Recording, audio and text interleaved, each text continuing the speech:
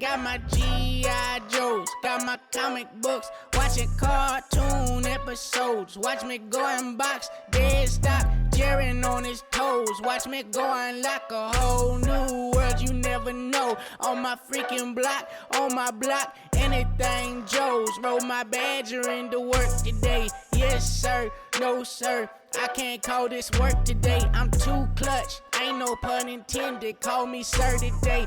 Check the prices out, my collection feeling bird today. Anything Joe.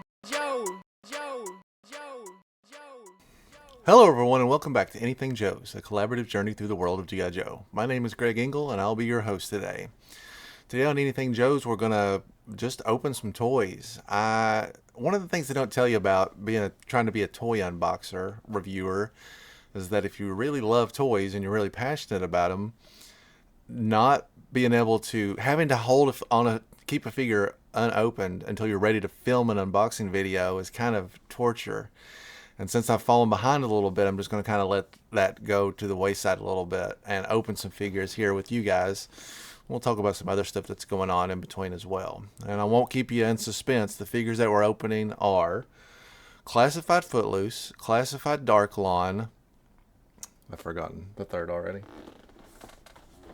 Right. The Target exclusive Breaker and the Void Rivals San Diego Comic-Con exclusive set, which I haven't seen a ton of people talking about as opposed to the Cold Slither set, which a lot of people have been talking about. I'll talk a little bit about that while we're doing the unboxing as well. I'll put timestamps in the video description in case you're just interested in one specific set and you don't want to view the whole thing. Won't hurt my feelings. And for those of you out there that are audio listeners, I'll do my best to be as descriptive as possible so there's something for everybody. With that in mind, let's go ahead and get started. First person up on deck is Footloose. Footloose is figure number 156. Here he is on the side with that very nice art. I, again, hate to be a broken record, but I really wish the art on this there was a better way to display it, or even if it was available to see in full online. Here's his pose shot on the back with some of his, like, quote-unquote action features. Here's a tank that we should be backing in the HasLab right now, but we're not for some mysterious reason. And on the side, there's his little symbol stats and the QR code, and you can see that art reused. Okay. Let's open him up and see how he stacks up to other Footlooses. May the joy of opening a new figure never grow old. Here we have Footloose with all his accessories spread out. Let's take a look at the figure first real quick. A lot of people have made a comparison to Pedro Pascal, the most notorious face in Hollywood right now. I do still see that similarity. I think it's maybe not as prominent as we thought initially. Pretty standard camo outfit wear for this guy. He's got some kind of little, looks like maybe a thermite grenade. You know, he's got his pouches here, a watch, and a second cooler watch. No, just another tracking bracelet maybe. Cool American flag on the side, and then he's got like a red shamrock on the other side. I'm not 100% clear what that is a reference to, but it is very interesting. What's up with this color paint going on right here? I don't know why the camo breaks here, but that's it doesn't on the back. That's even more frustrating, I feel like. Pretty standard figure otherwise. We'll check his posability. God, that's a stiff figure.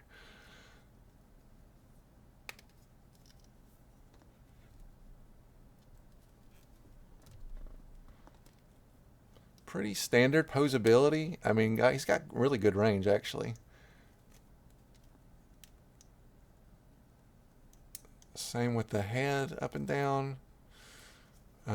This other joint I'm sure works. This is probably one of the most difficult to bend joints. Yeah, there we go. So he's got pretty good range of motion overall. I really do dislike that knee coloring, but it is what it is, I guess. Is a good looking figure overall. I mean, like, other than the kneecap thing, it's pretty clean.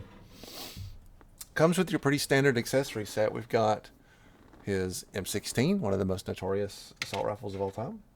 Here's his RPG, which has the little, like, Tiger Force, standard bombardier type smiley face on the end. And it has a removable RPG that goes in it as well, with the shoulder strap and handle.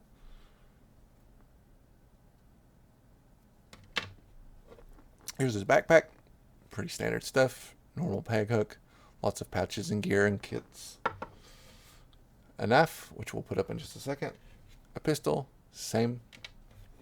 And his helmet, which has like a little binocular scope on it and a chin strap. It's a bit of a variation from his original. I mean, like most of these are.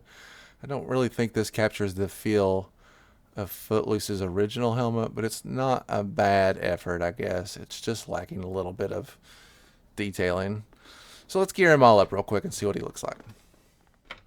Alright, so I'm probably not going to have him hold the RPG since it doesn't really have a great system for holding and using anyway, but here he is all geared up. I put his gun and his knife in their appropriate holsters, and he's got his gun in his hand. People have been talking a lot about the gumminess of these weapons, and they're not wrong to call it out. Maybe I just got lucky or because of the way it shipped, but this one is actually pretty straight. Looks pretty good. Helmet's a pretty snug fit as well. I thought these binoculars on top might move. They don't, which is a bit of a bummer. But overall, I think this is a pretty sharp figure. Weird knee pads aside, which they will probably fix in the retro release. Yeah, I think this is a solid figure. Better than some of the other figures. We've talked about this before, but when a figure is just a guy in camo, sometimes it loses a little bit of the, I don't know, it's not as exciting. But I don't feel that way about this one. I feel like this is a solid figure. He's got a lot of personality here. Do recommend. Next up is Darklon. I've been excited to get my hands on this guy for a while. I love the more unusual characters. I wanted to openly make fun of that mask that he comes with. Maybe it'll change my mind. I don't know. Darklon is number 155. Why do these in numerical order? He also has pretty cool art. Not as cool as Footloose, but still pretty good. Back art's got another action pose, showing him with some Iron Grenadiers. I don't know why my camera's got a heartbeat, but it's like having trouble focusing. Symbols on the side. Alright, let's open him up. Darklon doesn't have quite as many accessories, but what he does have is extremely cool. We'll take a look at the figure first. You can see that the paint scheme on Darklon is pretty authentic. The green and black camo is very good. The lower legs are not quite as on point, but maybe I'm just too much of a stickler about that sort of thing. Honestly, if you're going to change the colors, I would have toned them down because they're so outlandish as it is. Cool details on the mask that he's wearing, like you can kind of see how it straps on the back. And the head itself is pretty cool. This Darklon mask is very complicated, I feel like, so I feel like they did a pretty good job capturing that. Standard bend test as usual. I mean, he's got pretty much the same accessibility as all of them do nowadays. Oh, bending legs. There we go. I'm not going to bend that other joint without boiling him first. Other than the mask and the color scheme, Darklon has a bandolier that goes around him. He's got his signature one shoulder pad. Too cool for both of them. He's got a little ammo bracelet down here on his boot, and then his other boot has a sheath for his knife. He got some pouches on his belt as well. The more I look at this orange and like beige, mauve, I don't know what this off-color red is, the more I wish they had taken some more time on it. But the figure itself looks good. He's kind of beefy. He's got a little bit more bulk to him than I would have expected. For no logical reason, I don't think, but he just seems like he's got a little bit more heft. Darklon comes with the accessory set that you would expect. Kind of a cool little 6-shooter pistol. Old school. And then he's got some kind of like I would describe these as like Scottish Highland era. That's a dagger, and then he's got this cool ceremonial sword. Perfectly fits in with, like, you know, someone that's in Clan McCullen and is associated with Destro. This has got a real Thundercat sword vibe, and I'm sure, yeah, that you can just sheath it, and we'll put it on his back here in a minute. And then this, of course, is his signature gun. I've talked about this before.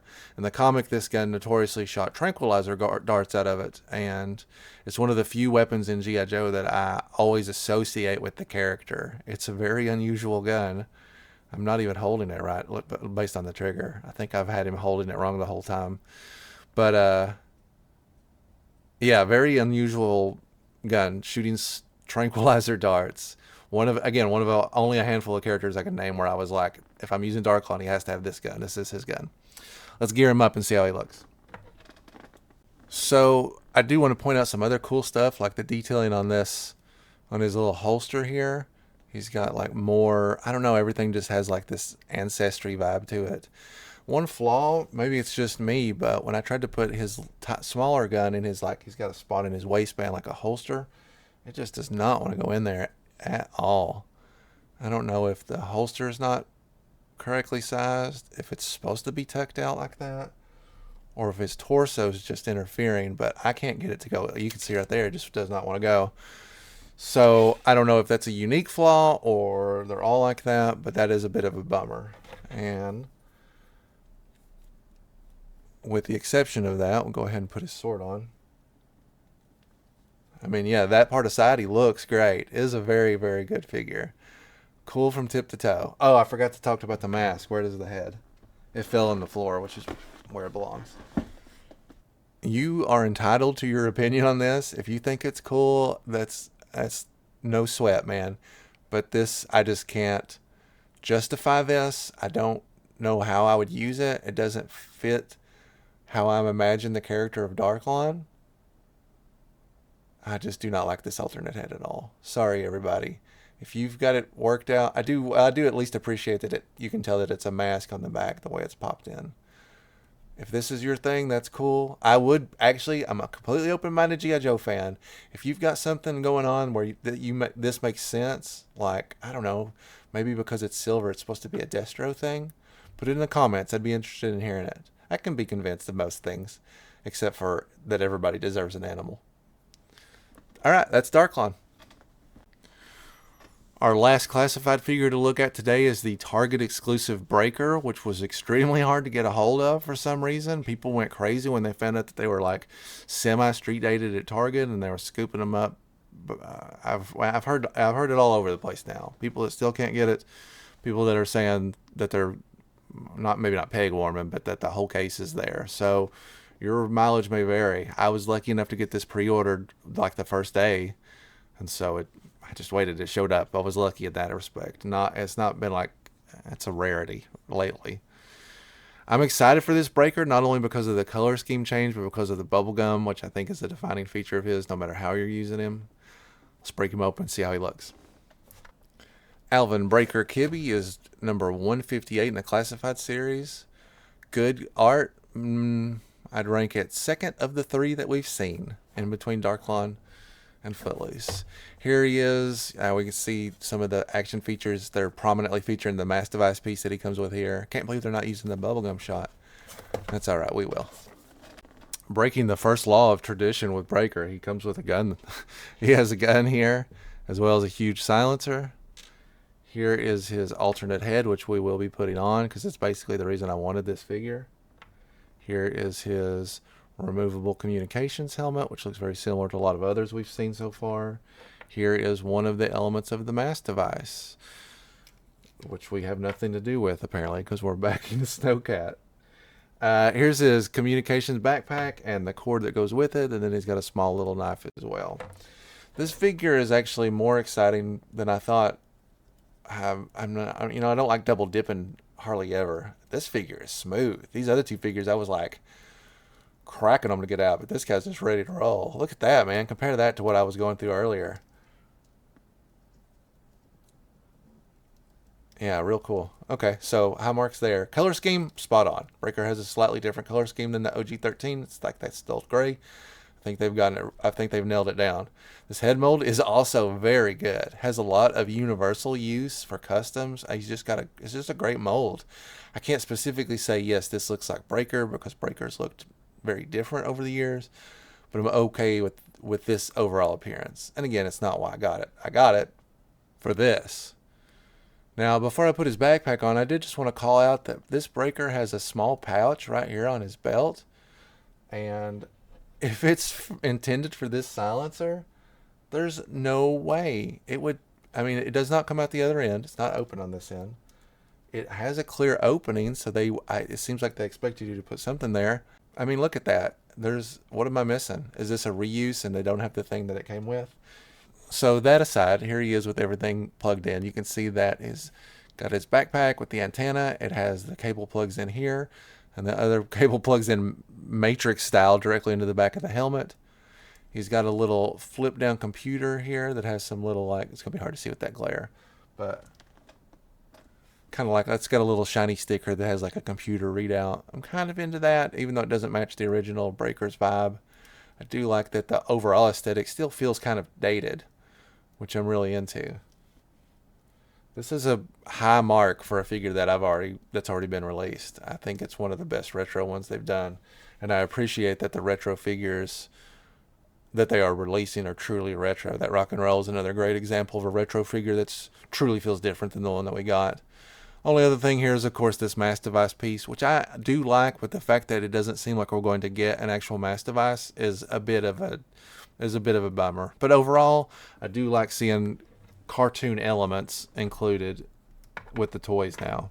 Last thing we're going to look at today is by far the most exciting. It's the reason I'm recording right now, because I didn't want to unbox it without doing it on the show. It's this awesome Void Rivals Transformer San Diego Comic-Con set. I'm going to give you an on-camera look at it real quick. Hey, I'm over here now. All right, so I'm very excited about this set. I was really surprised that this set did not sell out right away, because I thought the hype behind it was legitimate. But it was available pretty much all day. Everybody had Cold Slither frenzy, and this stayed up for a long time. It even showed up on the Transformer site, and I thought the crossover there would be there, but apparently not, which does make me wonder how many Joe fans are actually also Void Rival fans out there. It's very surprising to me. Whatever, make it easier for me. And as to go back to the Cold Slither set, I was not able to get it at noon because it sold out in like under a minute. I'm sure many of us can relate to that. But when I woke up later that afternoon at like maybe between 4 and 4:30, they had put it back up, and I pre-ordered it then, and it came in it's been here for about 2 or 3 days now. I'm not as wild about that set as other people are. I think it looks great, and the box is cool. Everything about it is good. I don't mean to critique it in that way. I'm just like, I don't have anywhere to display this. This is not how I display my Joes. I'm not going to open it, which is why we're not looking at it today. But I did want it, and I'm glad I was able to get it. But I'm a little bit more excited about this, despite the fact that it comes with a Transformer, which we will not be talking about much today. So let's see if I can fit this thing on camera. Barely. So, the Transformers San Diego Comic-Con Transformers Void Rivals set, whatever, however they're going to sell it, it comes with 4 things that I can see here. You get both of the Void Rivals characters, whose names constantly elude me. One of them is like Lililu or something like that. I'll look it up when we open them if it's not on the package. And then I believe that's Jetfire, the Transformer, who is featured prominently in an early issue of Void Rivals. And this is supposed to be like, I read online, you guys know I do not know anything about Transformers. This is a G1 repaint, which I do know means it's supposed to look a lot like his original form. But I think it's just a reissue of the Transformer. Didn't matter to me, because the odds of me having this Transformer were very, very slim. And I really just want these 2 Vintage Joe made Void Rivals figures. They've made these 2 Void Rivals figures out of Vintage Joe parts. Just without even doing any investigative work. That one guy's legs are made out of Zartan, and the girl's legs are made out of Baroness. So they've just reused what they've been using for semi-recent vintage G.I. Joe lines, but they look really good, and I'm hoping out of the package they look even better.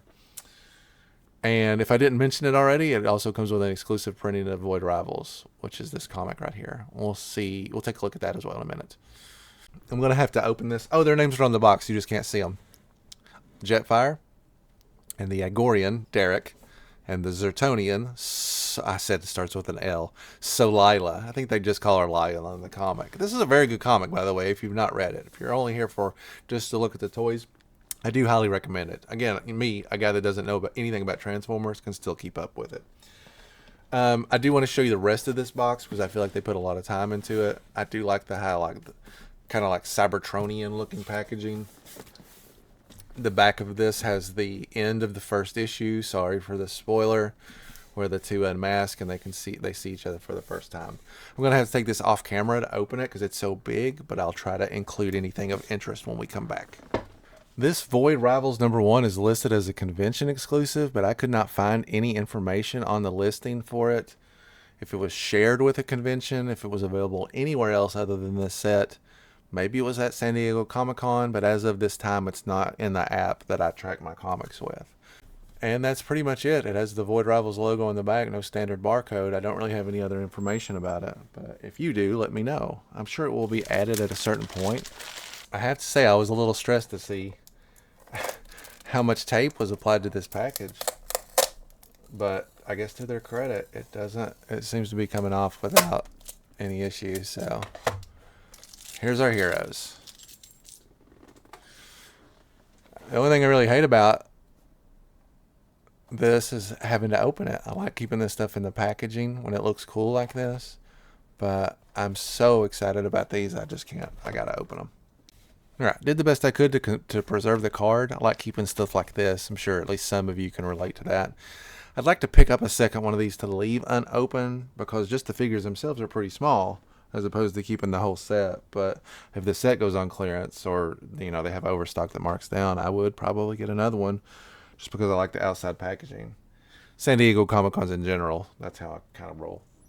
Well, despite being as careful as humanly possible, I still managed to pop off one of his Zartan leg pads. So if you were wondering how these slot in, here's a rare look. They have a little peg on them and they slot back in. It doesn't look like there was any glue applied. I don't know if that was intended or not, but... So, this is the Agarian Dorak, as we already talked about. We've got some Zartan stuff going on down here, but I believe from the torso up, it's primarily new. Obviously, the head mold is new, because it's so weird. And it looks cool. He's got a, it's called a hand droid. It's like a hand that also does work for him, like it's like a computerized work. The figures are very good, just in terms of like, it's typical vintage figures. They look really good. The paint scheme is really good. Sorry, I was completely engrossed in it there for a second. Paint scheme is really good. There's a lot of attention to detail. He's got his little hand blaster, which I guess he wears like that for some reason. Yeah, I'm a big fan of this, honestly. I love that they went the vintage route, because I could very easily have seen them just doing a classified one, since that's kind of how the Joes are sort of themed. This is the Solila. Again, I'm going to have to take a guess and say that at least the torso and the head are new. The head, again, is no question. Unless that's a Serpentor with no helmet head, this is all new. Again, paint is good on this. The figure has, your standard vintage flexibility. I would even argue that, just based on feel, this plastic is a little better than the last Hasbro reissues we were getting. And these are very tight on both of these, so please be careful bending them. They want to bend back even. It's so resistant. But T-hook stuff, which I've been noticing a lot of flaws on figures, like Kickstarted figures, you pull these legs apart and they will automatically go back in. And you don't see any of that, so I do appreciate it. These are good figures overall. I know you've got to really, really be into this series to even care, but they're official Hasbro vintage figures. They fit in with the line. I mean, that alone makes them very cool, in my opinion.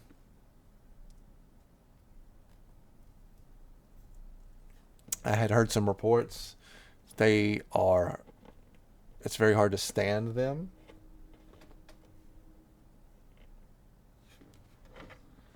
That is pretty awkward. I know that's a bad angle, but yeah, you got to kind of stagger their feet a little bit. I'll show you just kind of the difference. That one more substantial, so they're kind of carrying their own weight. But they do come with figure stands, which interestingly enough have a 2002 Hasbro copyright on them. I wonder if that's just because they renewed the figure stands, or maybe that's when they started remaking Hasbro's originally, like the Retro Joes that were coming out. They have more of a, if you know your figure stands, these are more like grain, like you can feel the texture. Sorry, I know nobody probably cares about that other than me.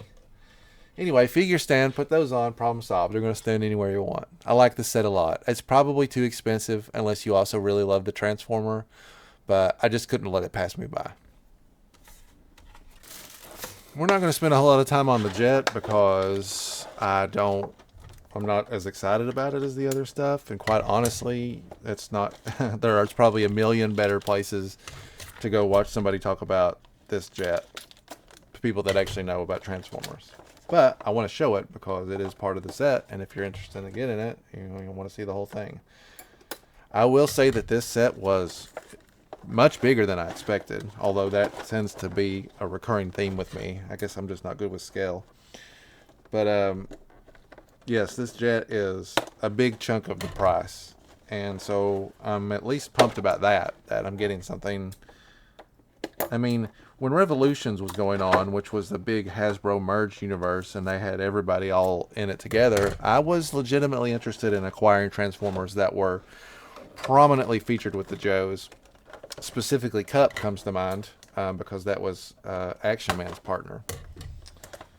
And there was a Jet that eludes me now, but I did purchase, and in the not well-regarded Aubrey Sitterson G.I. Joe book, Rock and Roll has like a buddy with a Jet, a former Decepticon Jet. I'm sure somebody knows what I'm talking about, but I bought that guy as well because I enjoyed that. I don't know, that little camaraderie, that mashupness is usually enough to kind of get me invested in it a little bit, despite their scale problems. So here's the Jet in itself. Again, I'll show you what it looks like transformed, but it'll probably take me like the better half of this evening to read through the instructions, because this is not my overall jam. In scale with the figure, so you can really see that it is the bulk of the plastic that you're buying. It's got a little Transformers branded baggie, and that has some blast effects, which I am into. And it looks like his gun that either attaches on or he holds. Oh, there's one more thing in here. It looks like another blast effect.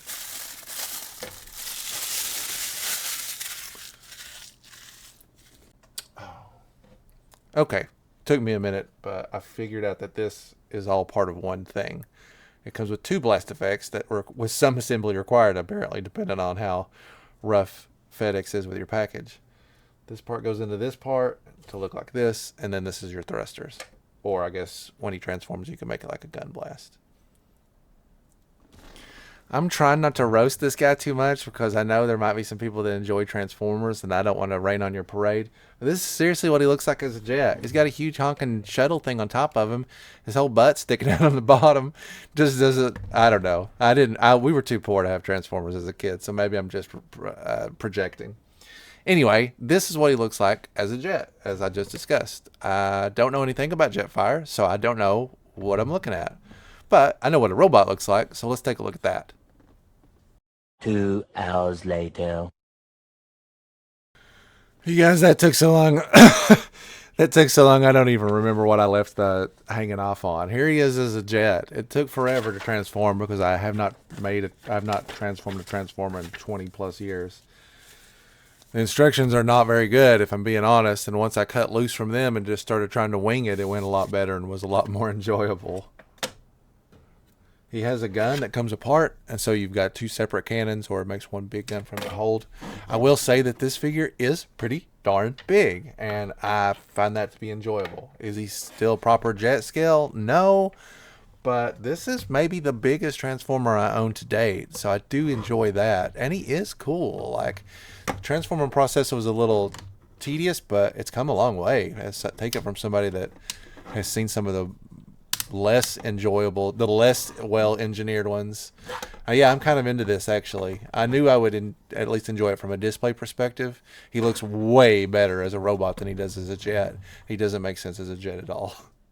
Hey everybody, I just wanted to edit in a little bit between the end of this episode and the finale, which I recorded yesterday. And the 24 hours that since I started this video, I've had this Void Rivals set sitting beside my desk while I edit. And I just wanted to say, in that small amount of time that I've had it, that I'm completely in love with this robot. This robot is this is the best Transformer I've ever owned. It looks and displays so well. All the negativity that I had at the beginning of this video from how I thought he looked as a jet is washed away by how cool he is as a robot.